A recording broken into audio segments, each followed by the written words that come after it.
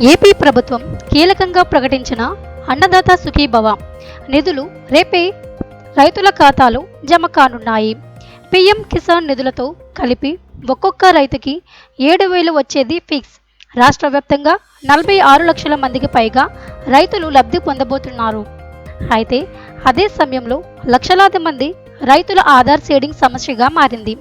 పేర్లు తప్పుగా ఉండడం, మరణించిన రైతుల పేర్లే ఉండడం, వారసుల వివరాలు లేని సమస్యలు ఎక్కువగా ఉన్నాయి. దీంతో చాలామంది రైతులు తమ పేరు అర్హుల జాబితాలో లేకపోవడంతో ఆందోళన చెందుతున్నారు. ప్రభుత్వం తాజా ఆదేశాల ప్రకారం తహసీల్దార్లు, వీఆర్ఓలు వెంటనే రైతుల ఆధార్ సీడింగ్ సమస్యలు పరిష్కరించాలని చెప్పింది. రైతులు 155-251 టోల్ ఫ్రీ నంబర్కు కాల్ చేసి మరిన్ని వివరాలు తెలుసుకోవచ్చు. ఈ వీడియోలో అన్నదాత సుఖీభవకు సంబంధించిన పూర్తి వివరాలు, ప్రభుత్వ ఆదేశాలు, సాల్వ్ చేయలేని సమస్యలు అన్నీ మీకోసం చెప్తున్నాం.